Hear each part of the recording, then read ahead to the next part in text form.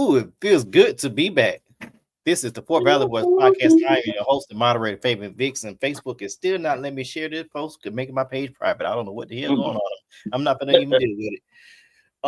Got Ryan Big Strong Anderson with me. Some other people might be showing up. They do, they don't. We're in a new season of the Fort Valley Boys. I don't give a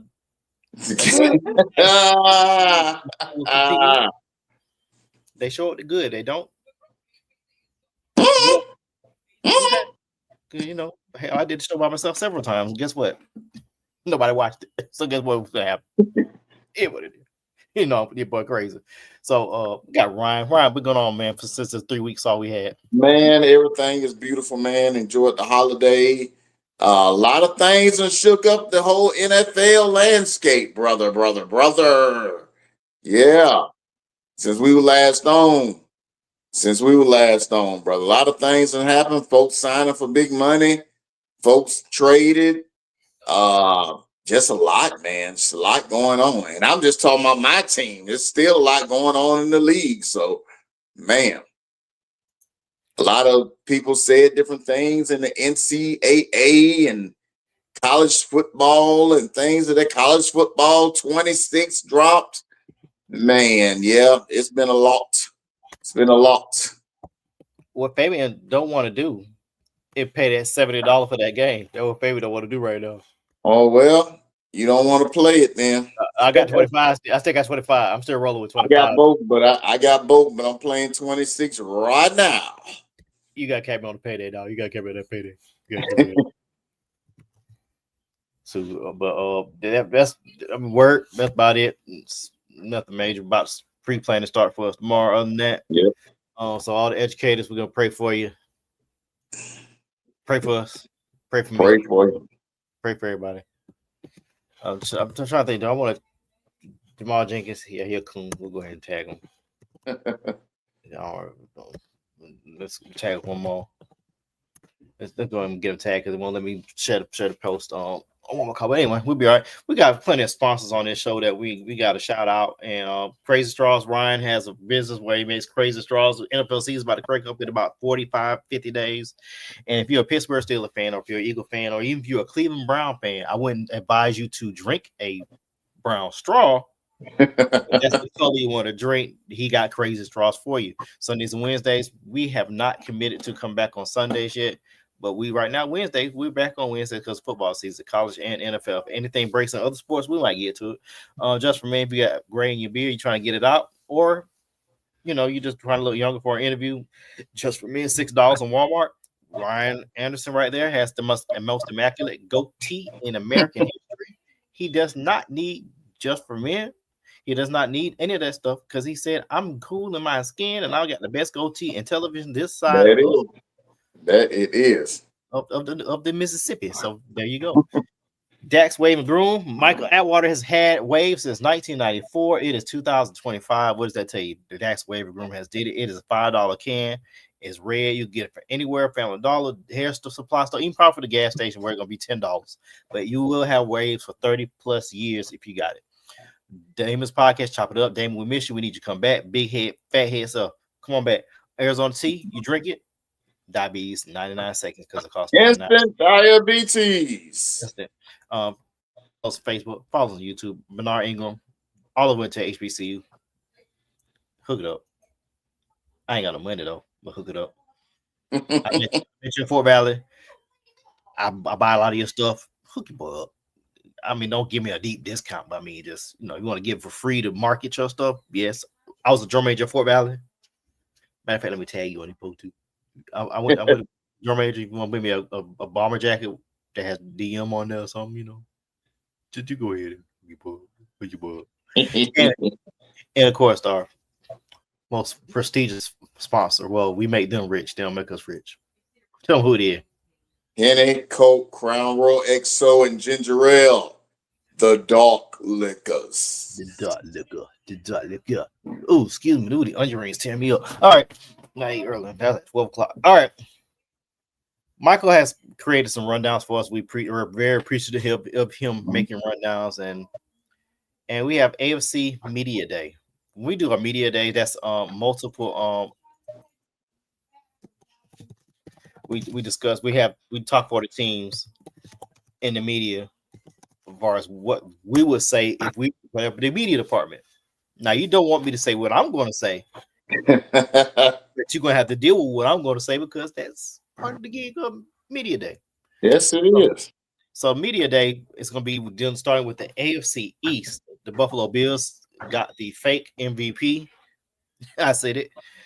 Josh Allen. They wanted to let him win an award, even though Lamar Jackson was all pro first team. Yes, sir. If Lamar Jackson wouldn't have played, the Ravens would not have went to the playoffs. Right. If the Bills would have played, Mitchell Trubisky could have led them to the playoffs because Mitchell Trubisky has led the team twice to the playoffs with the Bears. Yep. Yes, when Lamar Jackson missed the playoffs 3 years ago with Tyler Huntley as his backup, they lost. That's how you define an MVP to me. Yep. So we're going to start at the bottom of the division with the New England Patriots. Ryan, if you're the New England Patriots and Mike Vrabel, what is your message to the fans and the media in New England? It's a new day, ladies and gentlemen. One of the prodigal sons of those championships has returned home to possibly lead you to other ones. So, it's a new day. Let's forget the past couple of 3-4 seasons, and let's focus on getting back to where this franchise is. So has been and being prestigious. So the pieces are there. Some of the pieces are there. You got a good quarterback in Drake May, and he could possibly lead them if he can get some protection. They can stay off the ground. But it's a new day. It's a new day. Robert Kraft went and got who he wanted. He went and got who he wanted. That's the man he wanted. He didn't want Jerod Mayo no more, even though he played for him too. He went and got who he wanted.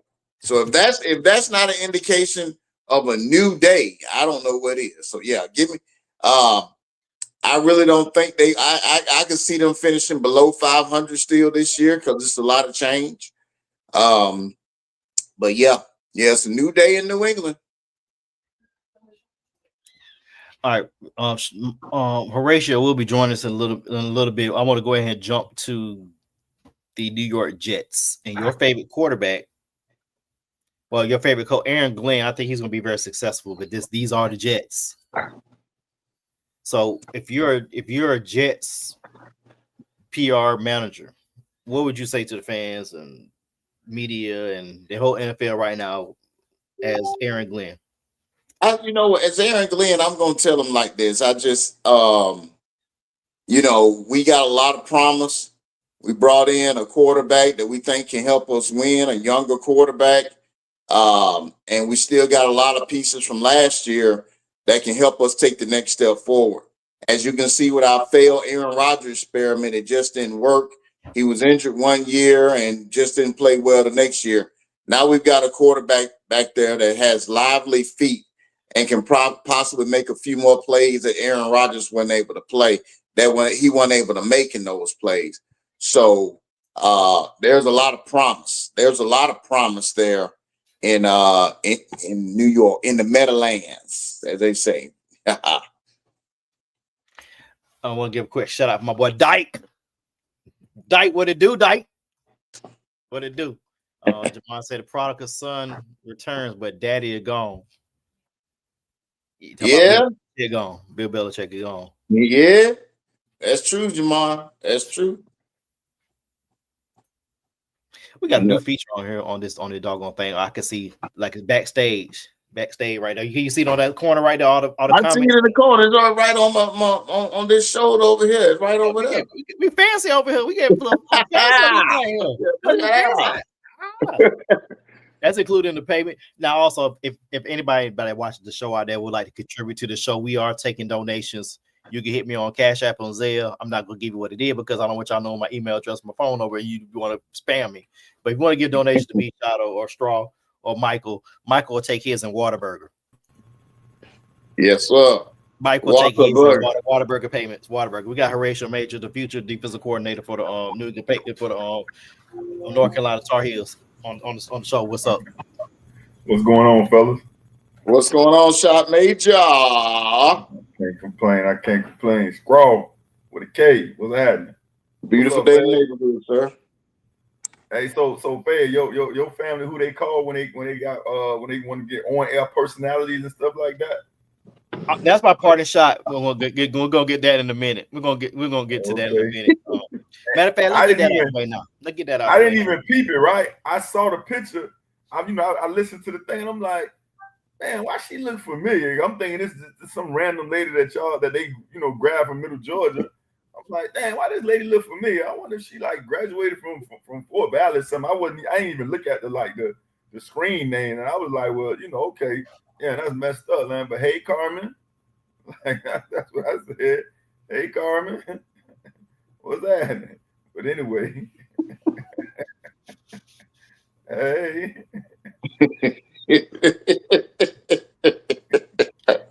I don't know what this is about, but I just got to giggle because of the expression of the face. You can't take nothing he says seriously. You can't take it seriously. You do with the information what you will. But we go to Jamar Sims has the best comment. What's up, championship coach? Two-time championship coach. That's right. Let me go ahead and throw my party shot out there right quick. Well, we can wait. We're doing media day, Sean. We're glad you hopped on the show because we want to know if you were a part of the PR department with the Miami Dolphins, what are you saying to fans today as training camp starts? As far as what though? Because the vision for the year, your goals.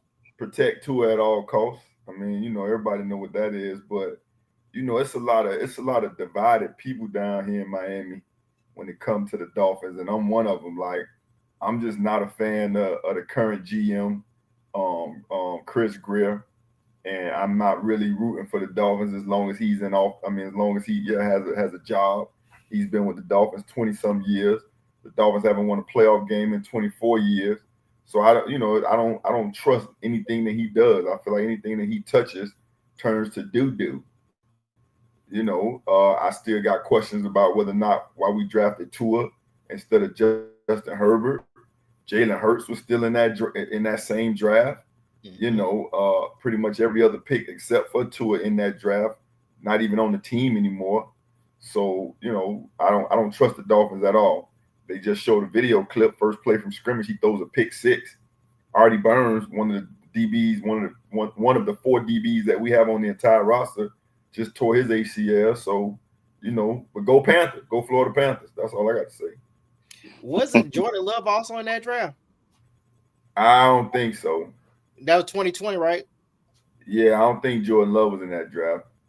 Because Jordan Love was an early pick. I don't think Jordan Love was in that draft. Jordan Love was in the next. I think Jordan. Yeah, I don't think he wasn't in that draft. He was in the next draft. No, wait a minute. Yeah, he would. Because that Joe Burrow, right? Yeah, Jordan Love was in that draft. Yeah, he was. Sure was. Mm-hmm. Was he a second round pick? No, first round, 26. Okay, yeah. Jordan Love was in that draft. He sure was. But Jalen Hurts went second round. Who else they got in that? Who else was in that draft? Igor Banabe. He was in that draft. T. Higgins. They passed on Jonathan Taylor. Cole Kmet. Pull it up. I can't even remember the names of the people that was in the draft because they all gone. I'm looking at it now. Let's see. Austin Jackson in that draft? Austin Jackson. Yep. That's who you picked. Offensive tackle. Yeah. He's borderline garbage. Justin Jefferson, if you just went ahead and picked Justin Jefferson at 18, he went on 22. So my issue with Chris Green is in that particular draft itself, because I was on the train. I was on the tank for Tua train. So full disclosure. So before somebody say, well, you wanted him to take Tua, I'm not the GM. Like, I'm not the one that saw him up close and realized that he can't throw the ball 60 yards. That I'm not that guy. They don't pay me. But I was that guy in a lot of the people that rocked with me back then, I said I like Jalen Hurts. I specifically said I think Jalen Hurts has a chance to be the best quarterback in this draft, because at the time he was just a runner, and then he went to Oklahoma and got up under Lincoln Riley, and threw for a ton of yards. You know, he was always a high character guy. He's an athletic freak. So, you know, I mean, he's a second round pick and he's a Super Bowl MVP. So that makes everybody else look stupid. And so for me, with the Dolphins and Chris Greer, they lack imagination. Like, you got to trade up and go get what you want, but you got to have vision. Kansas City traded up and took Patrick Mahomes. Buffalo traded up and took Josh Allen. The Baltimore Ravens traded back in the first round and took Lamar Jackson. Like, you just sitting there waiting on stuff to happen. You know, you got to be a visionary, and he lacks that. So what we do, because we're not good at drafting, we overpay for people to come on the team, like a Jalen Ramsey, overpay for Tyreek Hill. How's that working out for you, Tyreek? Because the Chiefs done been to 3 straight Super Bowls since you left. No, he out though. He out. Yeah. Remember? Yeah. He out. How that's working out? I'm out. Yeah. So yeah. Championship coach said the Dolphins remind him of the Rams era where they were one-dimensional and could throw short passes and just depend on their team speed. Talking about the greatest show on turf with Marshall Faulk and Isaac Bruce and Torrey Holt. Yeah. Yeah, but those weren't short passes, and if I'm not mistaken, that offense got 3-4 people that went to the Hall of Fame. That ain't the same offense, coach. Yeah, Kurt Warner and did Isaac Bruce going in, or he's Torrey Holt? Torrey Holt not in yet. No. But Isaac Bruce is right. He making the last round. Isaac Bruce in the Hall of Fame. Yeah. And we know Marshall in the Hall of Fame. Orlando Pace. And Orlando Pace. And Orlando Pace. Right. That's what I'm saying. That ain't the same. That's not a comparison. Because right now on the Dolphins team, there's only one person that's looking like they're going to the Hall of Fame, and that's maybe Tyreek. Maybe. Yeah, Isaac Bruce in there. Isaac Bruce, Eric Dixon, Tom Pierce, Bill George, Sid Gilman, Kevin Green. Wow. Yep. That's the linebacker. Outside linebacker. Went to play at Auburn. Played it for the Pittsburgh Steelers. He went to Dillard. Like, we just named our field after him. Okay. Deacon Jones, Night Train Lane, Tom Deacon Jones with a head slap. I'm just talking about the offense. Like that yeah, okay, you say you're only speaking to the skill guy. No, I feel you, but what, when you start talking about Torrey Holt, Isaac Bruce, wasn't the woman, was it Ricky Proehl was with them too? Ricky Proehl. Ricky Proehl, like, and then Kurt Warner was slinging that thing. That boy came from the church. He was a Uber driver before they had Uber drivers. He was slinging groceries too. MVP. Packing groceries at Trader Joe's or something. Yeah, that's what he was doing, packing groceries. Packing groceries, went to the Arena League, then came to the Rams. Yeah, you got to love Kurt Warner because his wife was not attractive and he stayed with her. So I got a lot of respect for him. Wow. I'm just saying, hot take. Just saying, God bless him. You know he going to heaven. Right, so good show. Good show. That's what they call you on one. You're on one. Good show. Great. That's a good show, sir. Good show. I just give credit what credit due. Right? I know they got a seat for you. I know where I'm going. That's why I dress warm. I got no comment. I'm through. This Chop, he's having a grand old time. This Chop here. This Chop is having a grand time. Man, see one Idris Elba movie, he think he English. I know, right? Hey, you sound good though. You sound good. Thank you, sir. Thank you. I have been trying this accent all day. All day, Chop. Don't push it. Everything got its limit. Everything got its limit. Elton, we got a run down here, sir. If you like for us to talk about Teddy Bridgewater getting suspended, that's probably gonna be a final parting shot, probably, if I had to guess. I can do that. I'll put that in the final shot. I'll put that in the Black Thought. I'll put that in there. So there you go. I'm gonna sit for that one. I'm sitting for that one because all right. So last team in the AFC East is the Buffalo Bills. I said it earlier. Josh Allen was gifted the MVP. I mean, he didn't make All-Pro first team and won MVP. but that's neither here. He did win, which gives an escalator to his escalator for a bonus. Let me just ask the question: if the Bills do not make the Super Bowl this year, is McDermott's job on fire? It's already on fire. The season's on fire already. Is he? Are they going to go ahead make the bowl move and fire him? I really think that he's in a similar, a much elevated position, but similar nonetheless, like a Mike Tomlin.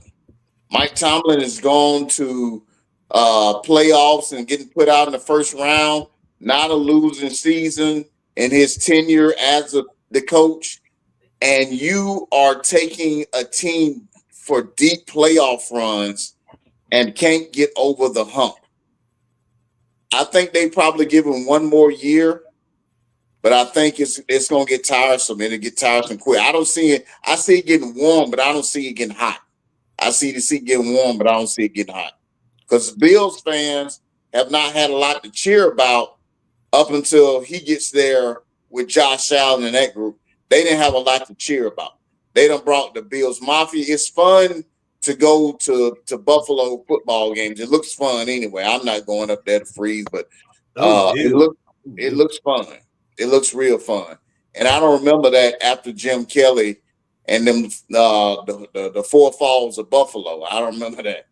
I don't remember that for a long time. It took them a long time to get to this point.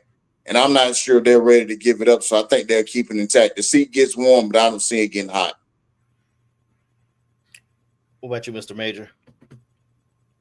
With Buffalo? Yeah, you think that's always a tough situation. Yeah, that's always a tough situation because, it's only so many championship coaches, so he's getting them right there to the pink. And to be quite honest, the guy that's getting them that far is the guy that's not getting them over the hump. So, like, I'm just one of those people that I'm gonna ride with the coach as long as the coach is doing well. And then again, coming from a Dolphin fan, be careful what you ask for, because if you change that up, you might find yourself not there, again in the long term. So, clearly he's a good coach, or he wouldn't get him that far. Now for some reason you just gotta find a way to get over the hump. But I think I would be curious to see how they lose this year, because if I'm him, then knowing that my job may be on the hot seat because I haven't been able to get over that hump, then I'm going to do the whole Spider-Man in the mirror thing. I'm going to point at you. I'm going to saddle up my MVP, and we're going to ride or die with him. So whatever game plan I have in the AFC Championship game, or whenever I meet the Chiefs again, 90% of what I run going to be through Josh Allen all day.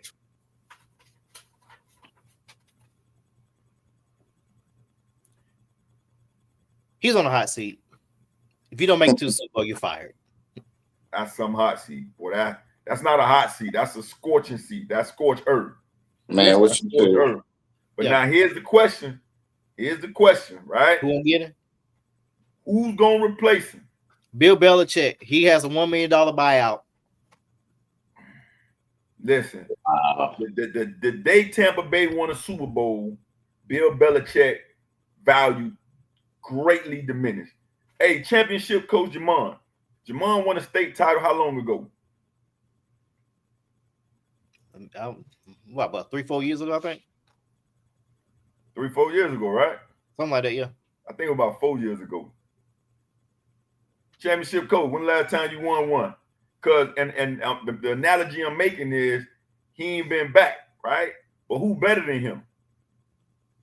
So when you start talking about that, you gotta make sure you find somebody that can actually get you over that hump, because they might not even get you back where you was. So be mindful of that. That's all I'm saying. Yeah, I don't think it's Bill or the little tenderoni that's with him, the director of player personnel. So we all love Tony Dungy, right? We all love Tony. 6 years ago. Jamon said it was 6 years ago when he won the championship. You're on the hot seat, coach. We expect excellence. Tony Dungy brought the Tampa Bay Buccaneers from the bottom of the barrel, not the bottom, under the bottom of the barrel that's been buried in the ground, cleaned it up, got it to an NFC Championship game, got them knocking on the door after that. What did Tampa Bay do, Straw? I mean, they let him go. And who they And hired after that?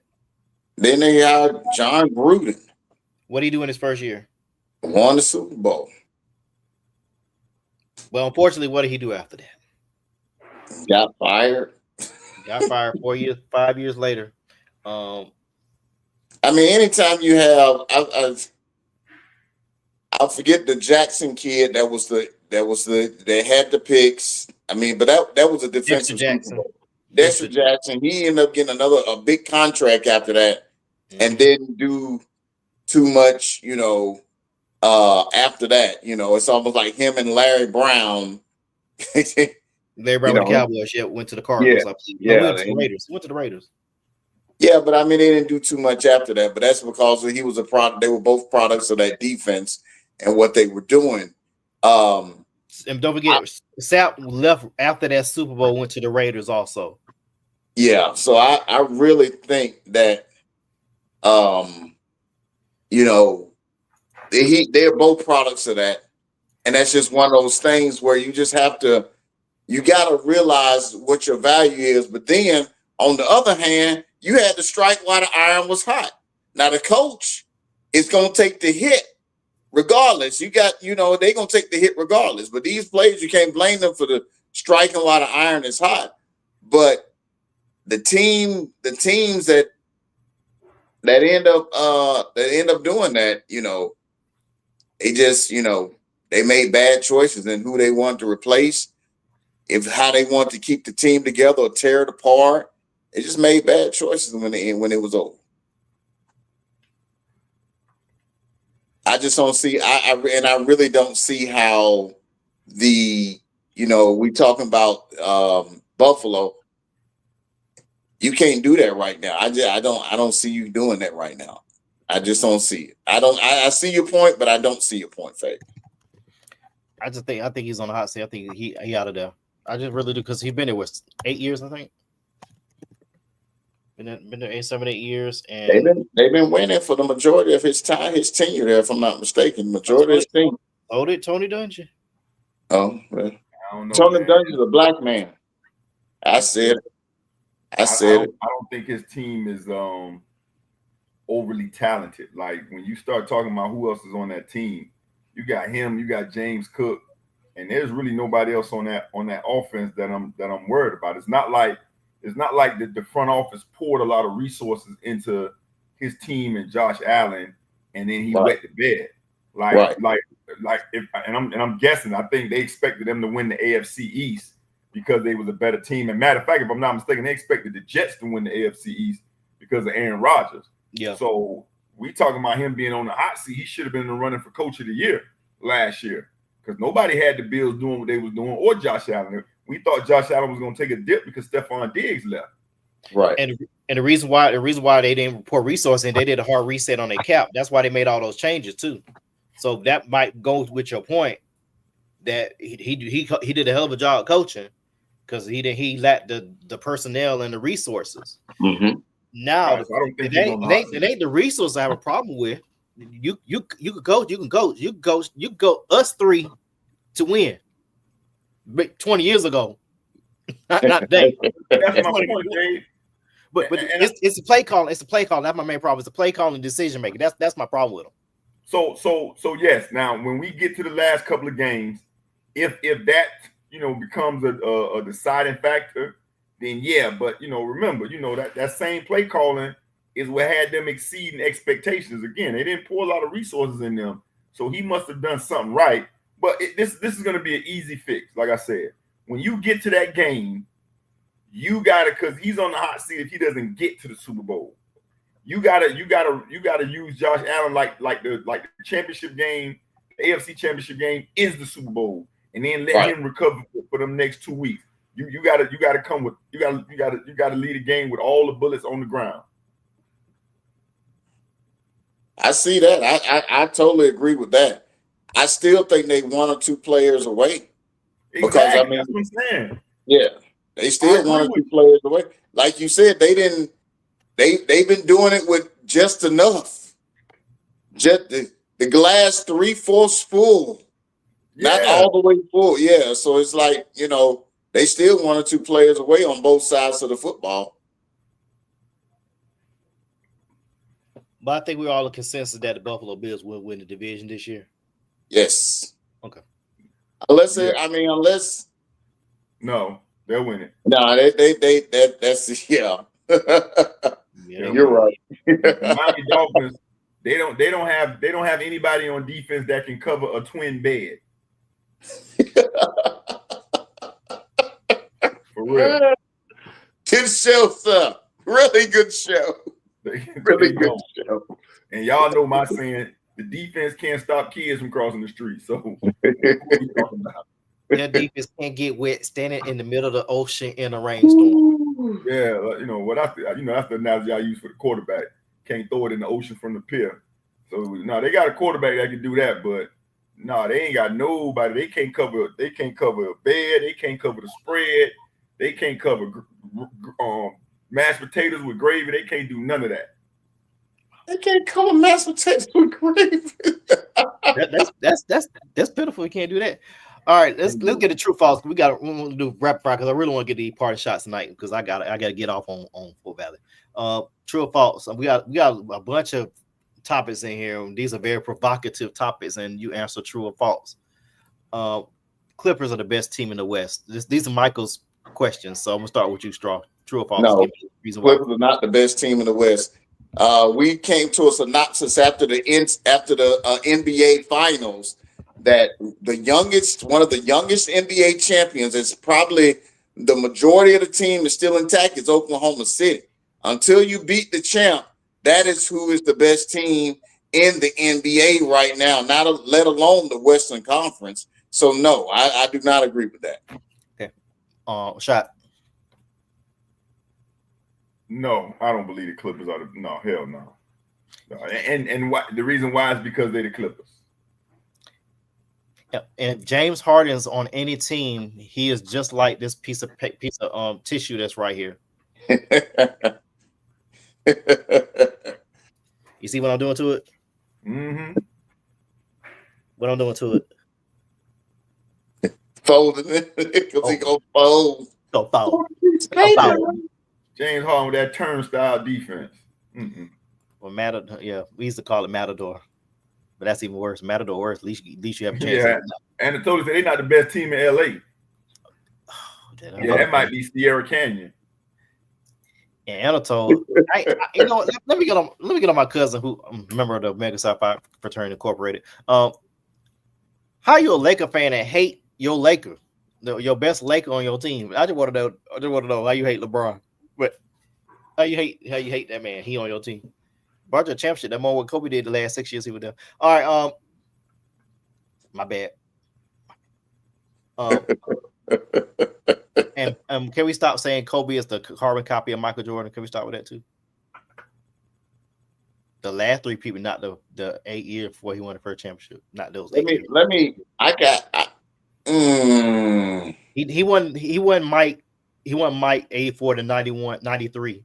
No, he wasn't him then, but when he got Mike and studied Mike, there's a video, I want to say it's on All the Smoke podcast, where Kobe is not Kobe. I think it's Steven Jackson is talking to Craig Hodges. Now, Craig Hodges happened to play with Mike, and he happened to coach Kobe.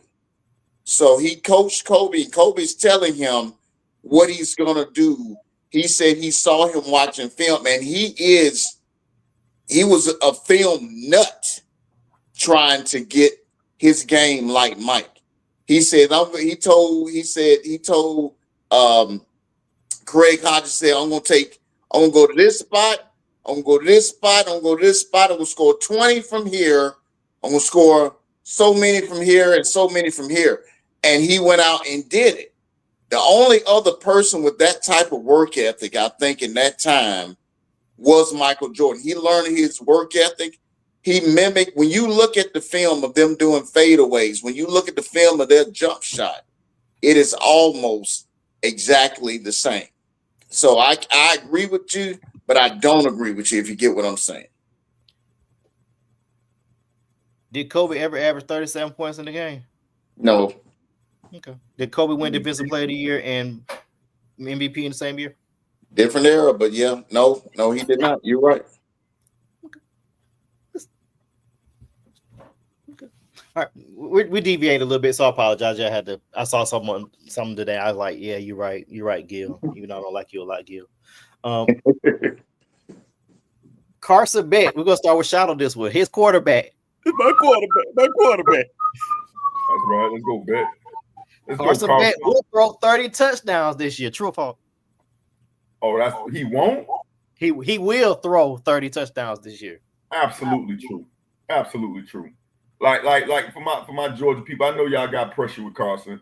You know, I wasn't a Carson Beck fan either, but now he down here in Coral Gables, you know, on the sunshine and beaches. You see, he followed the protocol when he got to South Florida.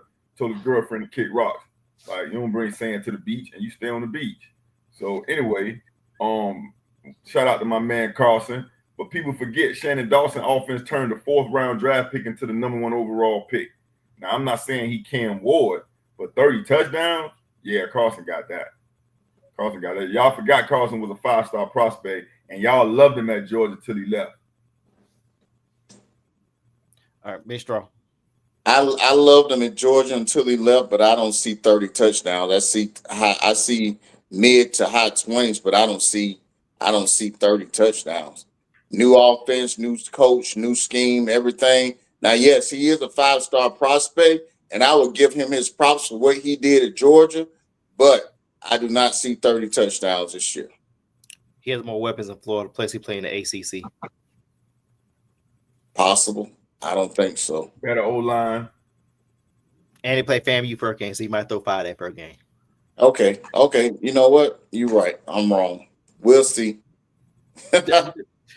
We'll see. All right. We're going to start on strong this one. Brian Kelly is on the hot seat. True or false? He better be. I'm just saying, the program that he's at is a traditionally strong program. Not too long ago, coming off national championship. So, I mean, you got a top tier team. Why not? You playing in the greatest conference in America. Why not? So if he doesn't come out and win this year with Nussmeier, yeah, it's gonna get hot fast, real fast. All right, Mr. Shot. Oh, he's definitely on the hot seat. LSU, this whole football era is about to change. So if they don't get it together quick, I was telling that water actually today that aside from it, and I want everybody to hear this, right? If they don't do something about this NIL, see, the enemy of my enemy is my friend, right? I'm a so Georgia fan, but obviously I'm a UM fan. But I think we can all agree. I think all Georgia Bulldogs and all UM fans can come together and say we don't like Texas now. We don't like Texas. We don't like them, right? Because Texas is doing the damn thing. And I told Atwater today that if they don't change this NIL, because there's nobody in Athens, there's nobody in Coral Gables that got that over money that Texas Tech, Texas A&M, and Houston have. So if they don't do something quick, Ohio State, maybe Alabama, and then the Texas schools. That's it. And LSU, they gonna put all that alligator money in the LSU because it ain't nothing else in Louisiana. Now, Jamon said the pot of money is not deep at LSU, and Anderson saying that's not fair what Texas is doing. But I mean, it's within the limits. It's within the rules. It's not been regulated. It's wild west. I say that what it is. We will find somebody else to do it. No doubt about it. Yeah. Brian Kelly, I think he. I wouldn't be surprised Nick Saban try to get back in it. We can all agree now. I ain't no like Texas done took both our girlfriends. Like they took Tyler Atkins, and I was over here in Miami like, damn, Georgia. Y'all better tighten up. Yeah, Chase ain't playing no game. Chase ain't playing no game. Yeah, They I got was them. laughing at Georgia for a minute, and Derek Cooper said he going to Texas. Wait, we got to whoop Texas. They giving out contracts, offensive lineman. They signed him to a player option for 3 years. What is happening? What is going on, man?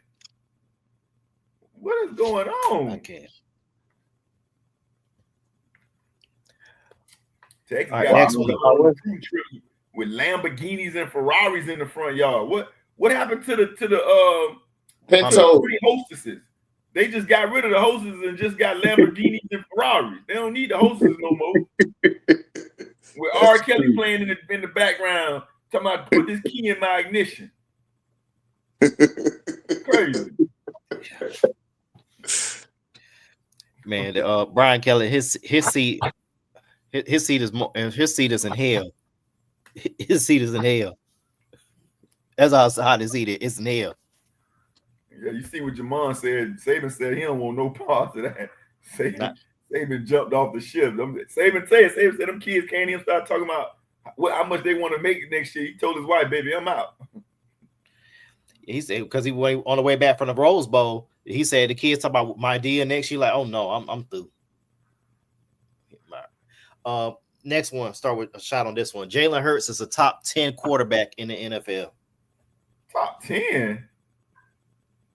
How is he not top 5? Why are we not talking top 5? Well, Michael D be on the show answer for this. I tell you this.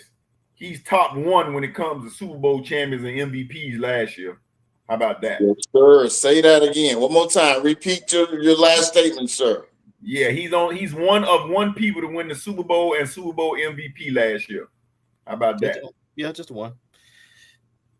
Just one. And I believe he's the only person that's outplayed. He's one of 2 people who's outplayed Patrick Mahomes in the playoffs. But on a serious note, if we talking top 5, then in no particular order, you got to go Joe Burrow, Josh Allen, Lamar Jackson, Jalen Hurts, and then who's that 5th person? It's Jalen Hurts. No, I'm just saying if you were talking, I didn't say Jalen Hurts. Jalen Hurts, Joe Burrow, Lamar Jackson, Josh Allen, and then there's one more. Who goes there? Patrick Mahomes. Give me Patrick Mahomes. The numbers don't really go for Pat last year, but yeah, I would go with Pat, but numbers don't support Pat from last year. Yeah, I look at numbers support Baker Mayfield. Yeah, but he got kicked out that first round real quick. Like, yeah. Patrick did have the best record in the NFL, 15-2. Then you got to go Pat. So yeah, Jalen Hurts is easily top 5. Easy top 5. Top 3, that's kind of shaky. I see Anatoly put top 3. No, just because he's a cute dog, don't make him top 3. Just because he's a cute dog. Josh Allen, Lamar, Jalen. Yeah, you can't go Joe Burrow. They don't win no games. You can't go Joe Burrow. Yeah, he's top 3. Good job, no producer. Who was Mariah Mills? I see Coach got Mariah Mills. Who is that? I don't know who that is. Okay. I never heard of her. Well, Jamal, you're not gonna change that profile with that dope suit on, huh? Oh no, that suit dope. Right, that's fake. Oh no. He had to win that year. I know he won the championship that year. He had to. Yeah. He's like he won that year. He was best dressed. He was best dressed for the championship game. That boy cleaner than a fried fish at a family reunion. I know that profile from 6 years ago. Mm-hmm. The plane, boss. The plane. All right, we got 2 more. I'm gonna do one. I'm not gonna do the HBCU football is better than what it was in college. I'm gonna disagree with that one. But Cooper Flagg will average 20 points this season. Cooper Flagg without question will average 20 points this year. Without question. I don't see why he won't be on a team that's going to facilitate him. So I don't see why he wouldn't. I agree with that. That's a true statement. Yeah, Anthony Davis going to be hurt anyway. So yeah. Plus Cooper might be running some point anyway. So yeah, he'll get 20. Yeah, I don't. If he don't average 20, Championship coach said no. Why not? Yeah, you gotta give you this ain't first take where Stephen A just talk stupid and just say LeBron's up. And the hairline pushed back an extra inch every time you say that. Yeah, I think he averaged 20. He gonna average 20. Coach might be right now. 20 ain't no number to throw out there. You might be 20. right now. That's yeah. You might. I'm gonna take that back. I'm gonna take that back, Coach. I see what you're talking about. Maybe 17, 18, but 20 probably not. You're right. What do you have him averaging? If not 20. Then why Jamon just need to hop on. The link is already there. Type that in there when you can, Jamon. Yeah, we'll follow back up to that. Stephen A. I know he your frat brother, but he probably the one cute as a coon. Oh man, I disagree with that. I mean, he went on a Taylor Swift tour to degrade Max and LeBron. Oh, anyway, we'll talk about that. Now he mad at. Yeah, I agree with you, Coach. But I say 15 to 18. That's. I would even go 17 to 18. Yeah, but maybe not 20, but more. I got more than 15 though. If they drop in the post a little bit more, he could develop the post. He could get to 20 in his rookie season. If he goes in the post a little bit more, I think he could get to 20. But there gonna be some nights where Anthony Davis ain't gonna play. D'Angelo Russell is gonna be. D'Angelo Russell is like an electric blanket with a shortage in it. Oh, sometimes it's hot, sometimes not. Sometimes he's hot, sometimes he's shocking. I like that. What's up? Shock you about how bad it was. Yeah. Let's see. We got a couple minutes. All right, we got one last true or false. Then we're gonna move on to party shots because we got to get these party shots off. HBCU football is better now than when we were in college. True or false? That one didn't take no imagination. That is. He said HBCU football. HBCU football is better now than when we were in college. Absolutely. I mean, they're on ESPN. They got their own network. So, I mean, absolutely. Did Straw go to sleep? Now I'm thinking. I would say the HBCU football has a better profile now. That's the fair. product is still the product. There's a little bit of enhancement because of the portal, the way the portal shifts players up and down. But when you have had Coach Prime, you have now Deshaun Jackson, you have now Michael Vick in these HBCU football programs. Those are notable players that have played in the NFL. And it puts more eyes on the HBCU product. I will say that. But the product is the product. You will see when FAMU plays that first week what the product is. You will see when these so-called money games are Alabama A&M playing at Auburn. Though you will see that. The product is the product. It's better, but it gets more attention. It's slightly better, but if you it's almost like comparing Jordan and LeBron. You comparing eras here. We've been out of school 30 years now, so I'm just saying it's more eyes are on it. More eyes are definitely on it. Let me just tackle the comments first. Jamon said it doesn't make the product better. I think it does make the product better because for what you said when you start talking about, you've always had coaches retire and come back to HBCUs that probably didn't get a shot in the pros. But I think this time now you have really, really good players that, you got a Michael Vick, you got a Deshaun Jackson, you got an Eddie George. And obviously we wouldn't be saying this if it wasn't for Coach Prime. As far as the product on the field, it's still always going to be underdeveloped locker rooms. Obviously, I can speak to that. Anatoly can speak to that. My son plays at FAMU. So, And they do get kids now that transfer from Division I schools. But I think it is a better product. Whether the talent level is obviously is still below Division I, but the fact that now you can go, and I'm speaking as a parent and as a fan, I can go and see the kid's name on the back of the jersey when you didn't have that before. You have an HBCU national championship game that gets about 10,000 people. I think it is a better product. But I wouldn't be saying this if Dion hadn't spent those 2-3 years in Colorado and in Jackson State. And then I totally said this, fam, you play Miami this year, right? No, they don't. Not this year. They play FAU. Yeah, we play FAU. We don't play Miami. That's probably a better litmus test than say in Miami.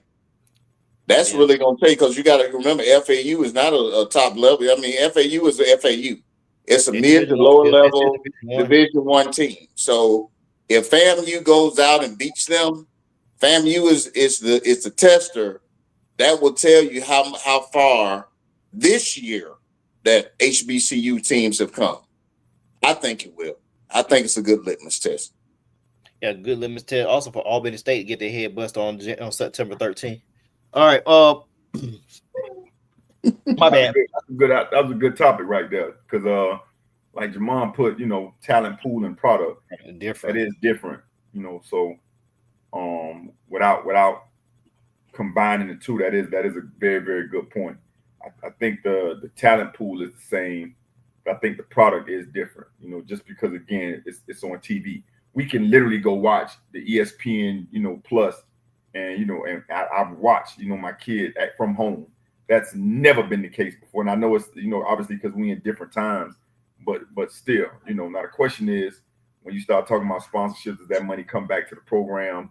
Schools are still, underfunded, things of that nature, but good point though. Very good point. Good combo. This part of the show we haven't done in a while. Parting shots. Of course, Big Straw, we got to start with you. Hey, so let me talk to y'all about this coach I know who spent 16 years in AAU. He put plenty of kids into college. He put took money out of his own pocket, fundraised to have a AAU basketball team, somewhat successful AAU basketball team in Northwest Georgia. So I gotta tell you that I'm proud of this man. I gotta tell you that he's still on the road now, and this is his final year after 16 years. And I'm happy for you on your retirement. He's a member of this show, Mr. Michael Atwater. Congratulations on your retirement, sir. And happy trails in your new venture, sir. Great job. And any gifts that you want to send to Michael Atwater, he do take Whataburger, Costco, Burger King, Whataburger, Long John Silver's, La Paria. He does take those gift cards. He does take those gift cards. Sonic. Not the Hedgehog. Not the Hedgehog. Little Caesars. And McDonald, he'll order number 30. For those that don't know what a number 30 is, that's number 10, a number 7, a number 3, and 2 number 5s. Get him a $50. Get him a $50 gift certificate to the Cheesecake Factory. That's not enough.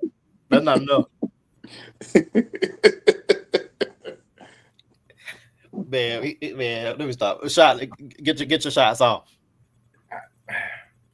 Man, I just want to know, who is he going to get him 8X shirts to? That's my thing. Like, you can't even stop it. Just stop. You can't get that framed. Like, they don't have frames. Like, that's a shower on the wall. Really good show, sir. Great show. That's really good. It was just a thought. Like, you know how many shirt companies about to go out of business? They all had to collaborate, and they needed to make him a polo shirt. You've never seen championship in that smaller font because they had to fit it. But you know what? Anyway, good show, sir. Really good show. Yeah. But shout out to my guy. On a serious note, I've spoken to him several times, when he's been on the road, and he didn't do that for no fame whatsoever. He did that just for the love of kids and wanting to see shorties, do a little bit better, in his area, in his community. To take on a tall task again, that he literally started that program along with youth football, and then he kind of faded away from youth football and went on to do the basketball. But if it's springtime, and some parts of the summer, Atwater gonna be in a van somewhere with some kids, and a whole lot of them ungrateful, might I add. I just had to throw that out there because we're gonna keep it all the way real. But he did it with yeah, like he wasn't on the UAA circuit or the Nike circuit. He wasn't on that. He was on the Chitlin circuit with the 5 heartbeats with his kids. But he did it, for the love of the game of basketball and to just help, the kids in his community. And I think he should be applauded. Shout out to Straw for giving my dog his flowers, on when they was due. Give him his flowers now. He deserved them. Shout out to my guy.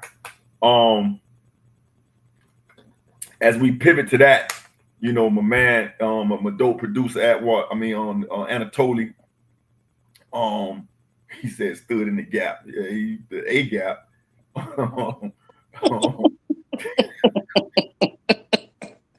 Good show, sir. Really good show. Good show, sir. He said stood in the gap. I'm sorry, that was too easy. He said stood in the gap.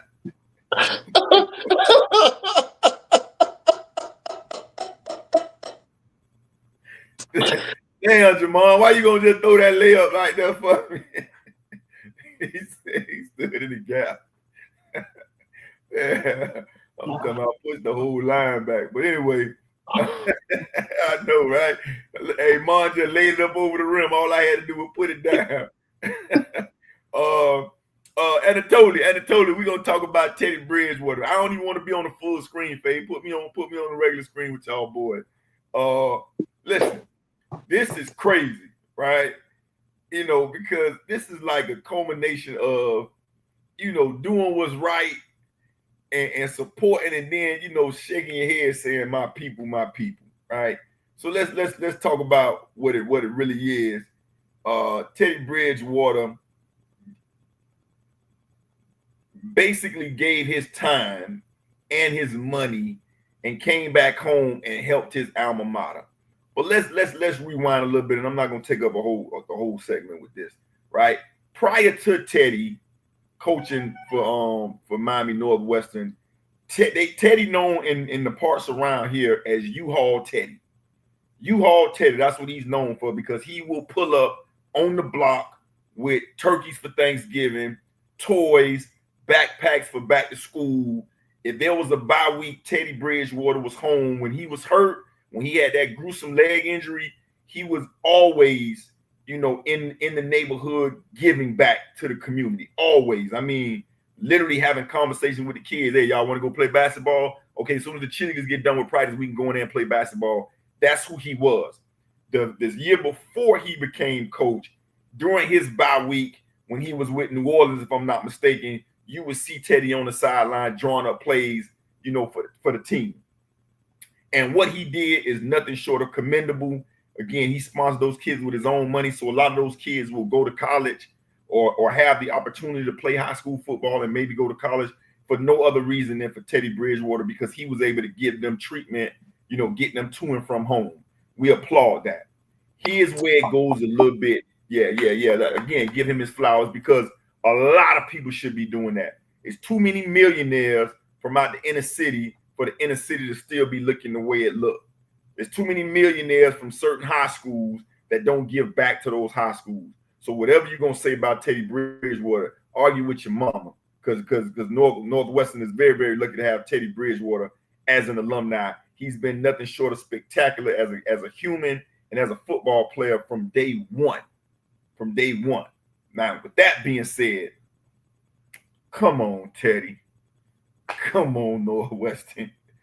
Teddy Bridgewater was not officially the coach. He shouldn't have even been on the field. Teddy don't have no paperwork whatsoever. If I'm not mistaken, to be coaching, he's like a volunteer. And Faye can tell you this because he's in the school system. You got to be level 2 cleared and things of that nature before you could be considered the coach. So what Teddy did was he self-reported. He didn't mean to self-report. He was basically asking the community to help fund the football team, stating the things that he was doing out of his own pocket, which he has because he's made over $60-70 million. So, and that $22,000 he wasn't even giving a lot of money. You're talking about $22,000 for food for a team of 80 people. That's like $17 a plate. So before people go off the rails like, oh, he was spending this inordinate amount of money, he was spending what was necessary for those kids to have a meal. And again, in the inner city. So that meal is a big deal. And they rewarded him with a championship. Right? Bless you. But Teddy just didn't have a proper due diligence to even become coach.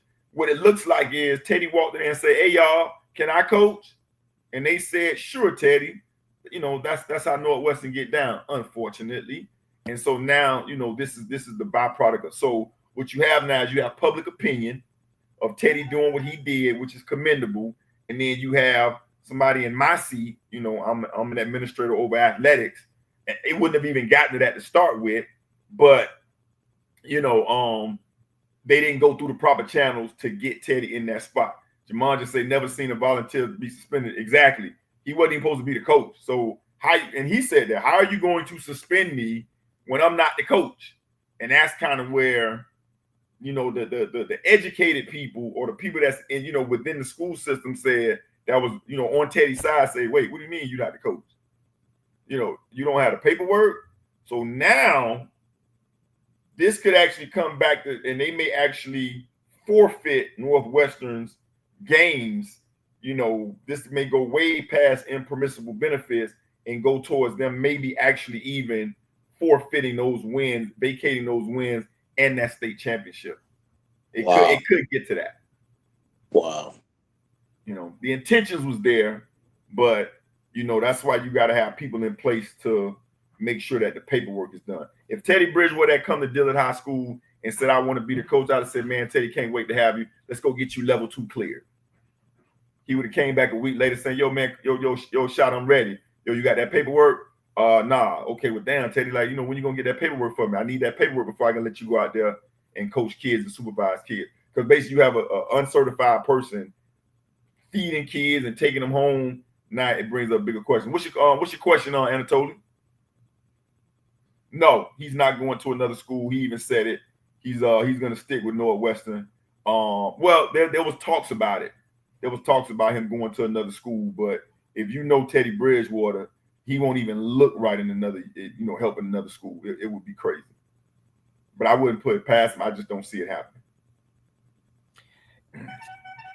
He could be a campus safety monitor and be the coach, because that'd be a stipend, right? Or is it just is an actual, as far as Florida, I know, like say for instance, my school, I work in the middle school, and I got a guy that's a para, but also the coach of the football team, because that's a stipend. In Florida, is that tied to a teacher position, or is it just? No, he does not have to be. He doesn't have to have a degree. He doesn't have to have anything. He was a volunteer coach. So I don't even think he was officially on file as Northwestern's coach. Like even Jamal said, they better have another name on paper. Exactly. Somebody has to be down as the head coach. But even if he's not, even if they do have it on there, everybody's known him as the head coach. So there's other things that needs to be dealt with paperwork wise. He doesn't have to be a teacher or anything, because again, this is South Florida, bro. He's not the only, former athlete that's coaching teams right now. All 50% of the basketball coaches down here played in the NBA. Roger Bell, Ray Allen, Shane Battier, Hamilton, you got a bunch of former NBA guys coaching right now. So you don't need to work there. Gotcha. Okay. I'll just make sure. I'm trying to figure out a way he can get back in there, so. Yeah, he can get back in there. He just got to go through the proper paperwork. Just go through the background check. Get that federal background. What I was told, he didn't do that. Come on, Jay. That's the easiest thing to do because I have a friend. Well, we'll talk about that off air. I don't want to put him out there. Or this other person I know. This part of shot gonna be tough for me, but it is what it is. For those that live in the Middle Georgia area, for those that went to HBCU, you know the one toughest thing to get in college, besides a good meal, It's housing. is housing. Take you to a little story 30 years ago when I applied to Fort Valley on August 2nd, called on August 22nd, found out I got to Fort Valley. I got dropped off that same day with $100 in my pocket and said, figure it out. The person that told me figure it out was Roger Vicks. Dropped me off Fort Valley for 2 days. Dropped me off there by 8, 9 o'clock. He got out work at 5, drove me down there, got there at 7. Checked me in at the Valley Inn. You got 2 days. I'll be back. See you later. That's parent love right there. That's parent love. Figure it out. Anyway, had to figure it out. So figured that part out, found out your and got in the band. All within 2 days. Cool. Probably got housing. I had to stay shot notice. Those Lottie Lion Student Center. You remember there were 5 bedrooms on that second floor, right? Used to be many apartments. Yeah, I remember that. Yeah, they put me in one of those apartments till they put me in Gene Hall. So I was there for about a week, I want to say. Then next thing you know, hey, we got you in Gene Hall. Got me in Gene Hall. Rest of history. I was on campus till I decided to move off campus. 30 years later, we still have a housing crisis at the Fort Valley State University. They have increased enrollment and had largest freshman classes for the last 8 years. The person that I want to put this person on blast, but they made a person that's very close to me in my household was on the news. My wife Yolanda has concerns about the housing because they sent a letter to students that were living on campus saying on July 2nd. Remember, school starts on August 11th. They sent an email to students that were already on campus on July 2nd saying, we need these dorms. We're putting you off.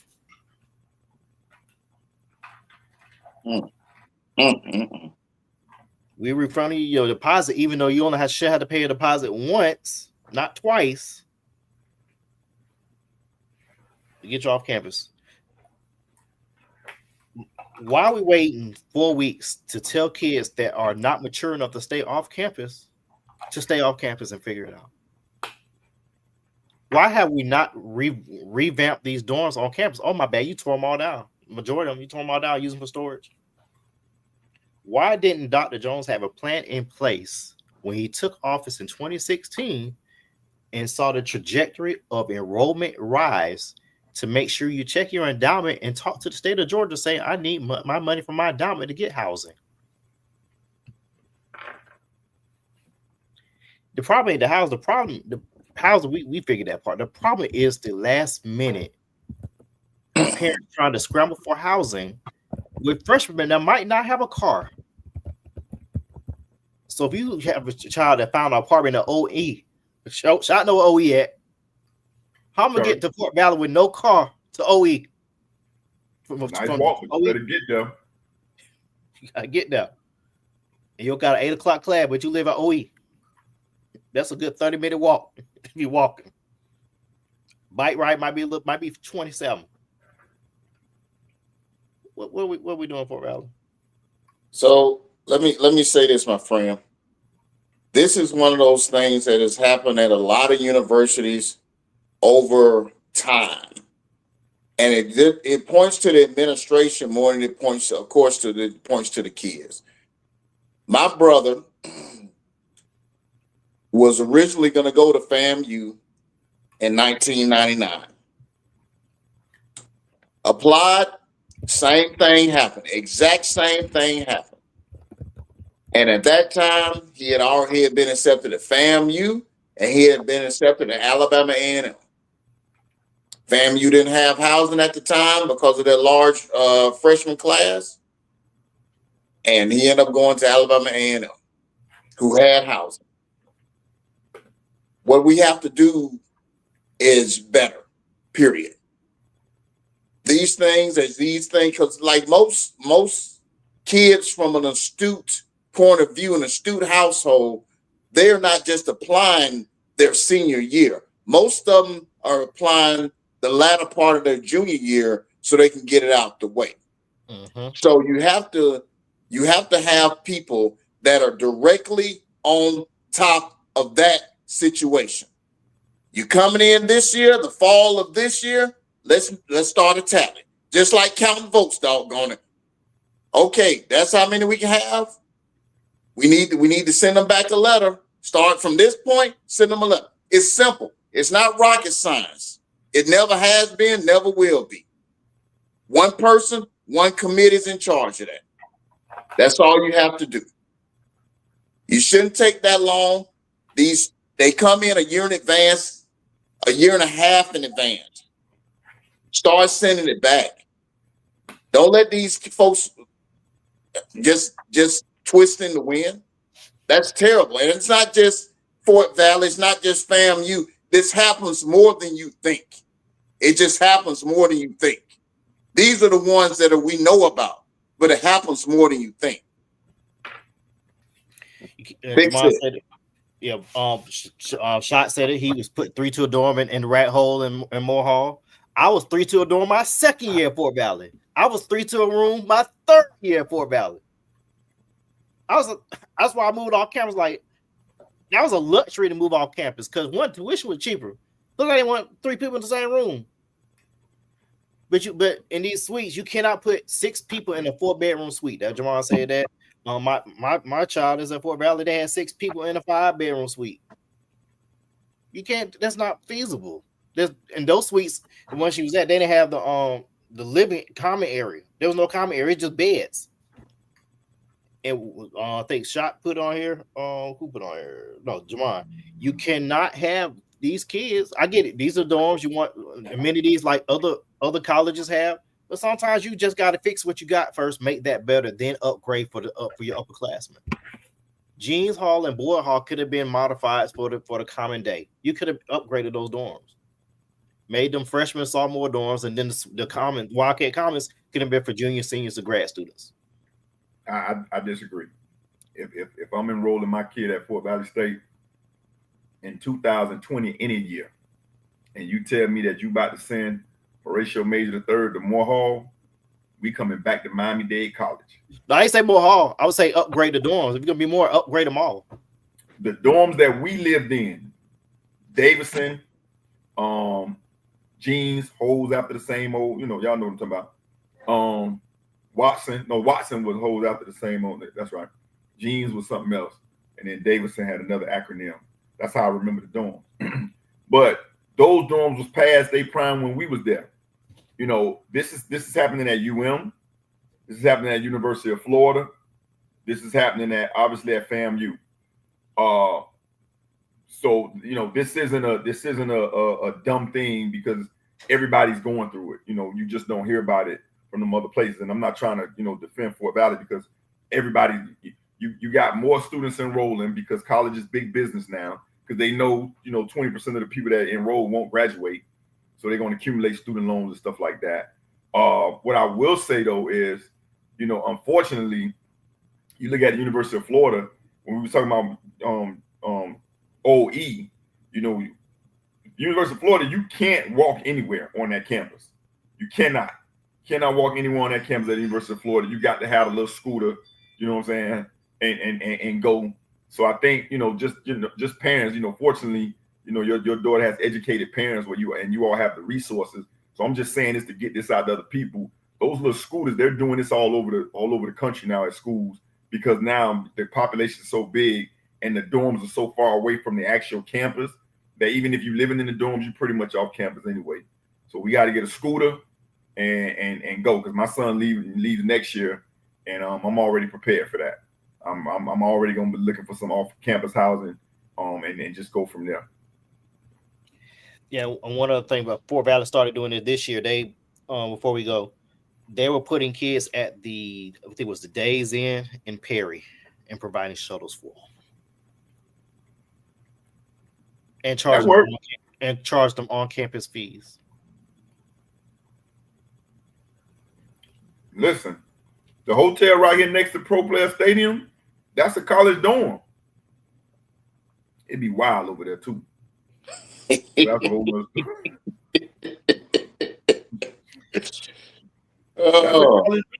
I'm just saying this is a problem everywhere, unfortunately. It is. And it's just like you said, everywhere. There's a solution, but who's willing to do it?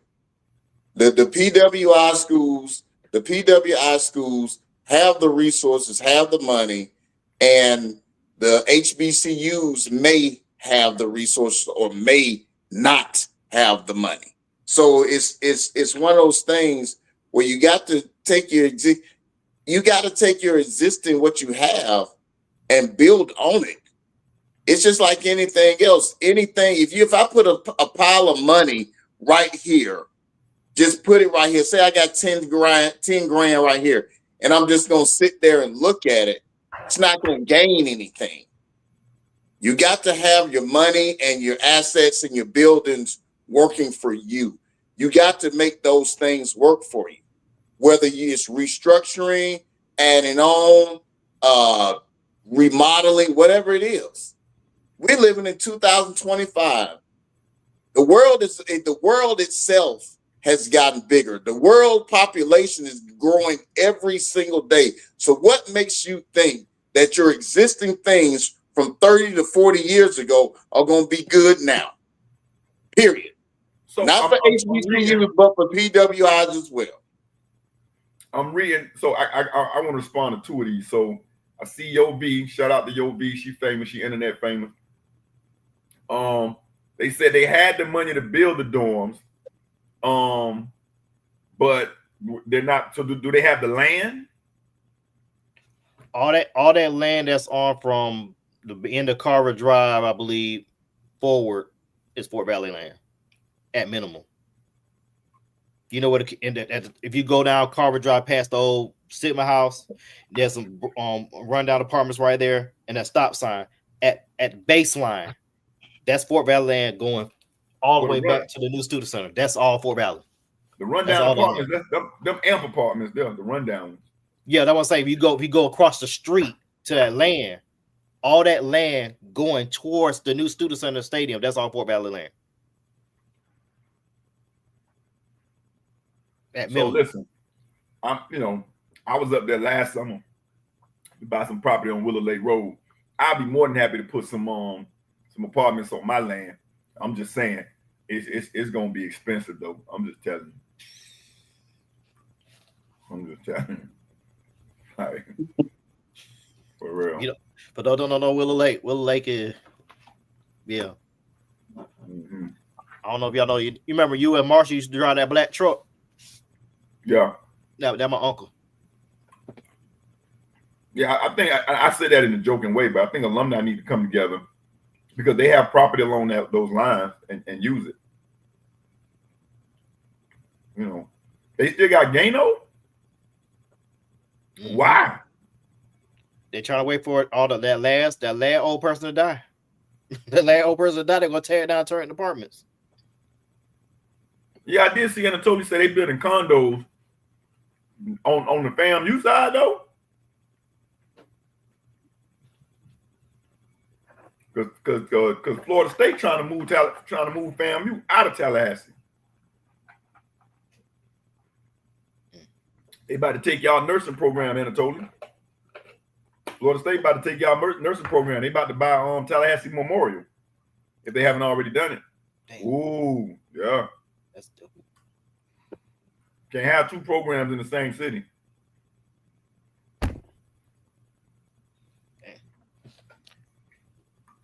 Anyway, this was real. Yeah, this real topic. This probably we need to touch on this when the year starts and see how housing doing. We'll get a follow up. Don't worry, Fort Valley. It's not gonna be the last year from this household or other folks that have kids going to Fort Valley. Especially, we got one more kid that we want to send to you. Everybody say pay alumni dues. I'm paying my alumni dues by sending my kids back to my alma mater. That's how I'm paying my alumni dues. Create Wildcats, so they create Wildcats. That's my alumni fee. I pay my alumni dues when y'all have some T-shirts that fit me.